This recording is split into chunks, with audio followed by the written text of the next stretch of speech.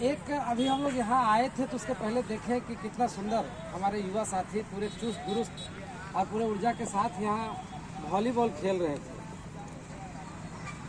लेकिन बताइए कि इस खेल का निष्कर्ष अगर ये हो कि फुटबॉल ही हमको नकली मिल जाए तो कैसा लगेगा हमारे दिल को।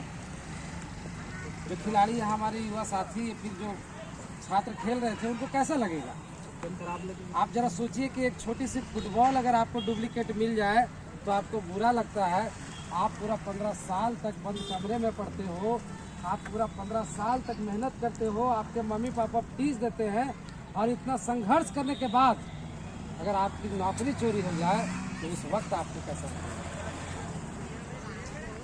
जरा सोच के देखिए कि जिन अनुमानों के साथ आपका झारखंड अलग राज्य मिला था, क्या आज आपके बड़े भाई लोग जो कंपटीशन की तैयारी कर रहे हैं उनको सीजीएल में नौकरी मिला। जब एग्जाम देने गए तो क्या हुआ उनके साथ। आखिर क्यों क्वेश्चन पेपर लीक हो जाता है, क्यों सीटें बिक जाती है और क्यों लोगों के साथ धोखा हो जाता है। ये समझना पड़ेगा हम लोगों को।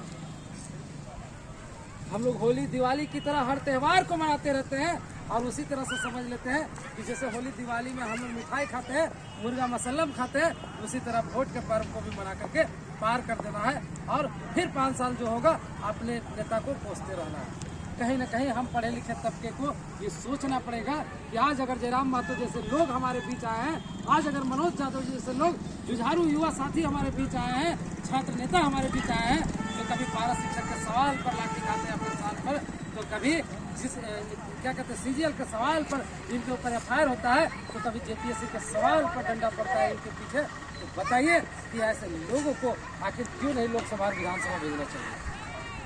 क्या गुनाह किया है इन्होंने। अरे गुनाह तो उन्होंने किया है जिनको हम लोगों ने वोट देकर के भेजने का काम किया।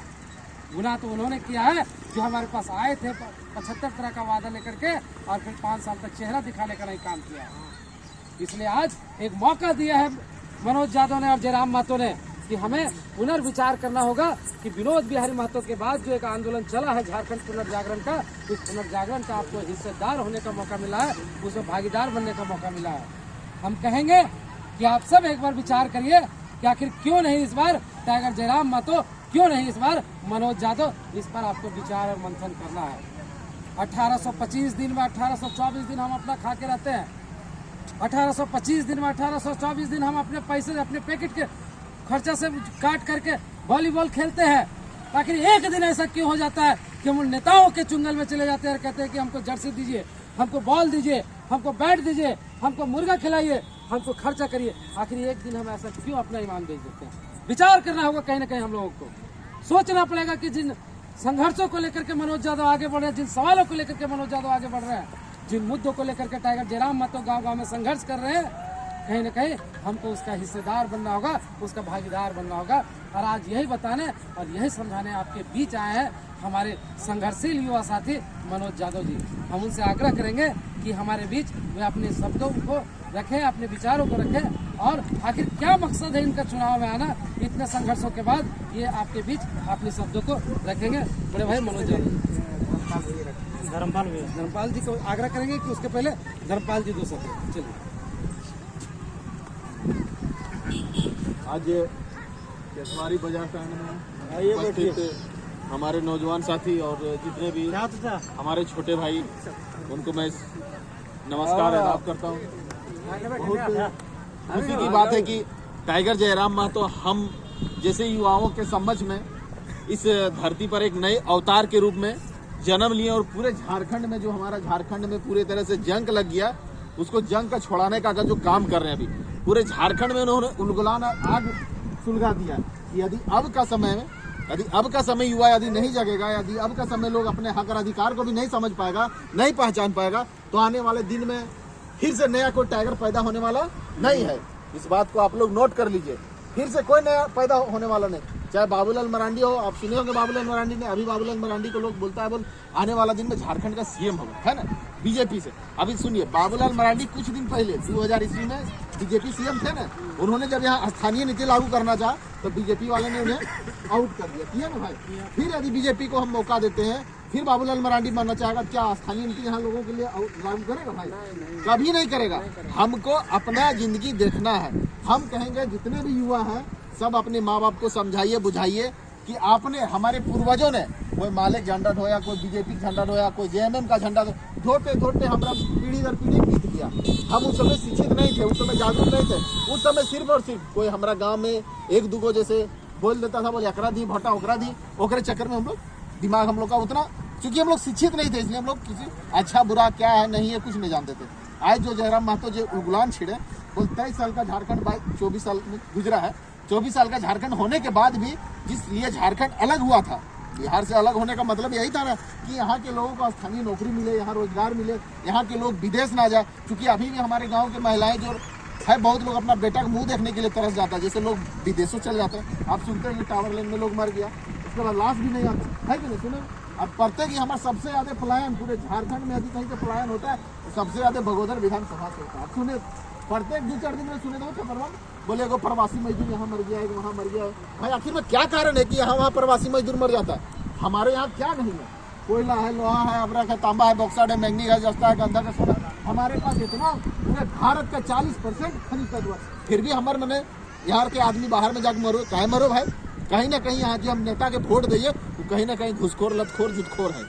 खाली और खाली आपन में देखो है ना, खाली आपन देखो। इसीलिए ना हम कहते जब अभी आपके पास फिर जब वोट मांगने के लिए आएगा, चाहे विनोद सिंह हो या अन्नपूर्णा देवी, अभी हमारे सर ने भी बताया कि अभी जो सीजीएल विजिएल का जो क्वेश्चन पेपर लीक हुआ, इस पर विनोद सिंह एक सवाल क्यों नहीं करता है? करना चाहिए कि ना भाई? आखिर नौकरी क्या करने खोजता है? गरीब के बेटा नौकरी करने खोजता है, अमीर के घर सब बिजनेस करता है। ये मानो तो हमनी खातिर जब नौकरी करे जब बात हुए सब क्वेश्चन में पेपर लीक कर दे तो विनोद सिंह को हम उठुए, अभी काहे न उठल के सवाल उठवे चाहिए कि ना? हेमंत सोरेन निकाले ले 10 साल के सजा, 10 साल निकाले ले और 10 लाख रुपया जुर्माना, ये क्वेश्चन पेपर लीक करते हैं। लेकिन ककरो जुर्माना हो ले, कोई सजा हो ले, ककरो न। तो खाली और खाली इतनी बोले के काम करो। एक बार भैया आपको जयराम महतो पर विश्वास करना होगा, इसलिए करना होगा कि जयराम महतो एक ऐसा व्यक्ति है जिनका पिता कोई मैंने बाबा कुछ एक ही करने में नहीं, वो झारखंड अलग करने में गुजर गए है ना। लाठी की मार से आपको पता होगा, जयराम महतो के पिता लाठी के मार से झारखंड आंदोलन अलग करने में लड़ाई में लड़े, उनके पिता का देहांत हो गया लड़ाई में। तो कहीं ना कहीं वो क्रांतिकारी बेटा है, उसके अंदर खून में क्रांतिकारी है, लोगों के लिए कुछ अलग करने का जोश और जज्बा है। यदि ऐसे लोगों का साथ आज हम नहीं दें तो आने वाला पीढ़ी हमारा कहियो माफ नहीं करेगा। जिस तरह आप बोलते हैं हम भी कोई दूसर पार्टी में थे, हकीकत बात बताते हैं, जब 2022 में जब जयराम महतो का आंदोलन शुरू हुआ तो उसके विचार को सुने, जाने, समझे।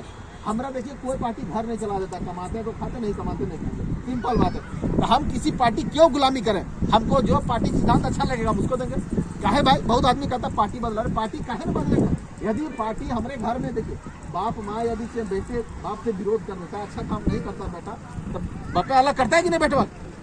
करो ना भाई। तो भाई हमको पार्टी नहीं समझ में आया तो तेल लेने गया भाई। हम देखे हम उसके लिए झारखंड के लिए कुछ नया भविष्य देख रहा है, जयराम महतो को पूरे युवा पीढ़ी देख रहा है, सब लोग देख रहा है, उसका साथ देना चाहिए। और यदि हम लोग अभी साथ नहीं देते हैं तो आने वाला दिन में फिर से नया कोई उलगुलान करने वाला या हमनी के जगावे वाला कोई पैदा ना हो। इसलिए हम ज्यादा ना कहो, अतने कहो भाई, जितना भी है। प्रणाम सर, जितने भी लोग हैं सबको हम यही कहेंगे कि एक बार आप लोग जयराम महतो का साथ दीजिए, अपने भविष्य, बच्चे का भविष्य के देखिए।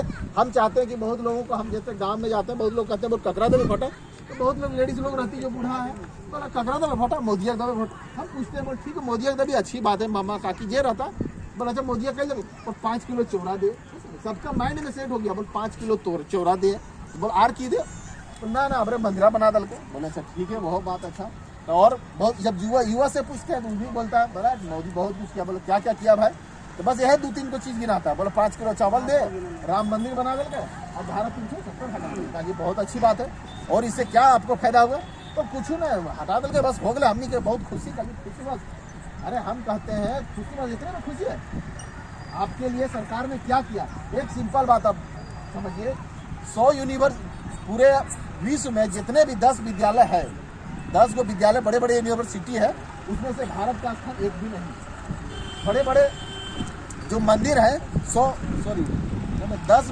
की 10 मंदिर है, कुछ इसी तरह से सेंटेंस गड़बड़ा रहे हैं। लेकिन अच्छा दूसरी बात हम ये बोलना चाह रहे हैं कि अभी के युवा को समझना होगा कि अभी देखिए हमको और आपको बीजेपी क्या बरगलाता है, सो सुनिएगा भैया 1 मिनट के लिए। बहुत मैंने पॉइंट वाला चीज बताते, बीजेपी हमको और आपको बोलती गाय हमारी माता है, हम भी मानते भैया गाय हमारी माता है ना, सब लोग मान रहे।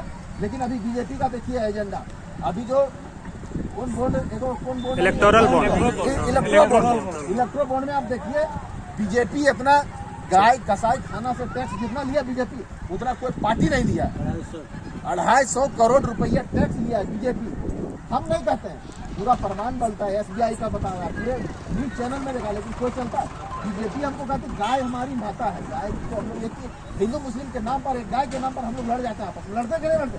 लेकिन हम कहते हैं उस पार्टी को कि आपकी जो विचारधारा है उस विचारधारा पर आबादी करिए, आप गाय के नाम पर टैक्स नहीं लेते हैं, लेना चाहिए क्यों बात, आप ही लोग बताइए लेना चाहिए नहीं लेना चाहिए। लेकिन हमको आपको एक टीम में बरगला देता है और वोट ले लेता है, कन्वर्ट कर देता है। इन सब बातों को हम लोग को ध्यान में नहीं रखना है, हम लोग को ओनली फॉर ध्यान रखना है कि हमारा भविष्य, हमारा बच्चे का भविष्य को कौन संवारेगा। हमको अपना बच्चे के भविष्य को देख के वोट देना। जब आप वोट देने जाइए तो सिलेंडर या राशन उसन नहीं देखिए, अपना बच्चे का भविष्य देखिए कि आने वाला दिन में हमारा बच्चा का भविष्य कौन संवारेगा। हम वोट उसी को देंगे और हम ज़्यादा कुछ नहीं कहेंगे। इन्हीं चंद बातों के साथ मैं अपने वाणी को विराम देता हूँ। जय हिंद, जय हिंद।